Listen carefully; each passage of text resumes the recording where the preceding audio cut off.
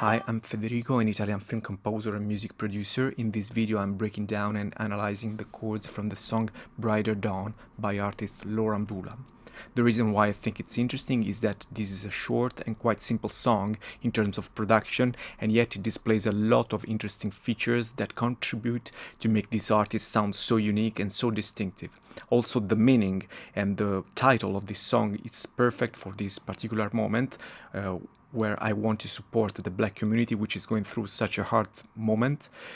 So you might find some links in the info of this video, scrolling down, and just donate something or try to learn something or spread some awareness. So do that, please. And let's dive right into the song. I have died 1,000 times. First of all, check out the tempo signature here, pretty unusual for a pop song. This is already an interesting feature, probably reminiscent of those African rhythmic patterns that are built not on binary pulses. Also, the harmonic rhythm is pretty interesting. The first chord lasts 2 beats and the second 4. So we might divide the song into 3 main sections: verse, pre-chorus and chorus. The verse is pretty simple, and yet there are a few elements worth noticing. The bass line is not always playing the root of the chords, so the voicings sound interesting even if they are very simple chords in A minor tonality. And here we can steal a very good production tip about pad voicings. As you might see in these first 2 chords, the third is missing, so how can I clearly say it's an A minor tonal centered section? Well, check out what the vocal line is doing. It starts exactly with the A minor triad, so there's no room for doubt. I have died 1,000 times. Now check out this second chord. It's a suspended dominant chord. In classical music you only find it in particular moments of the music narration. It creates a kind of unsettlement and the desire to move forward. And it's followed by 2 first inversion voicings, the A minor and E minor. Also there's a kind of high pedal note, an E, that helps gluing the whole thing together. We can already say that we are not 100% dealing with the regular tonal harmony in this verse.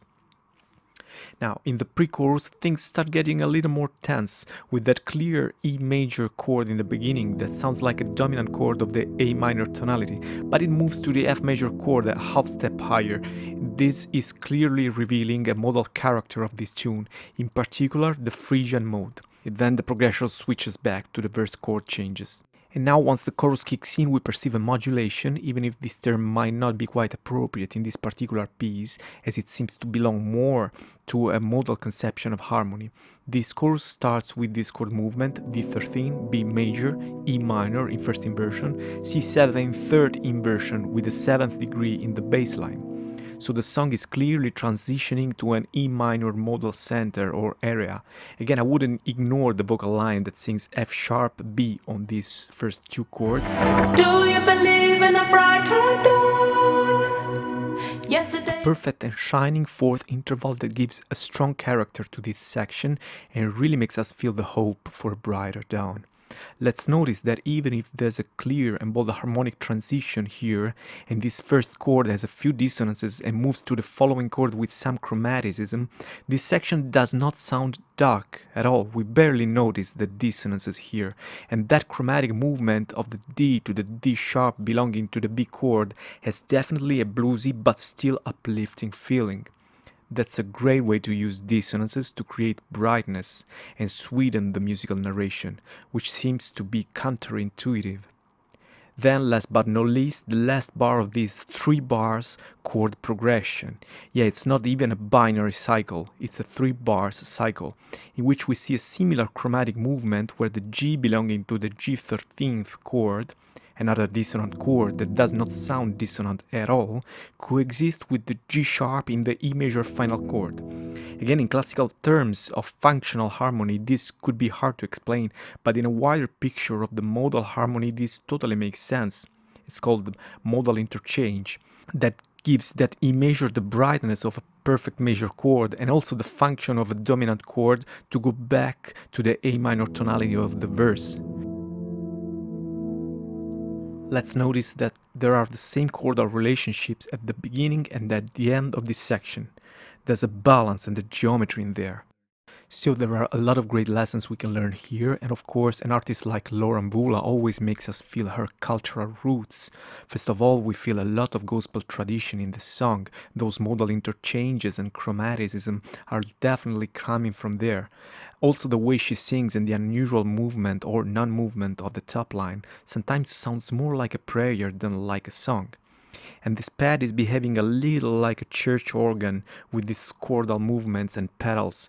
It definitely has something liturgical. And speaking of that, before we wrap it up, I'll just show you how I tried to recreate a similar pad using this amazing plugin designed by Kilohertz company.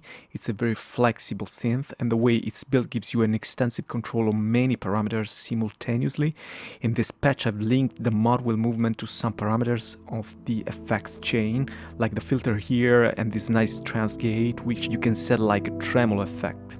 So when I turn up the mod wheel value, it basically increases the mix and the perception of this effect. This is just a standard and very easy way to sound design with the phase plant.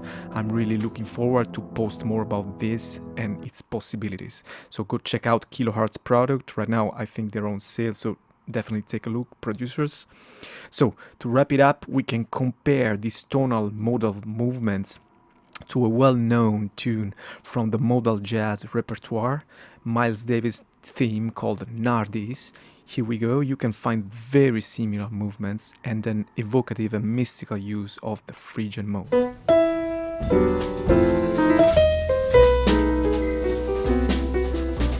So I hope that's been useful for you. If you think that's been useful, please donate something, clicking in the links below in the info section of this video, and do your part. Thank you. Do you believe in a brighter dawn?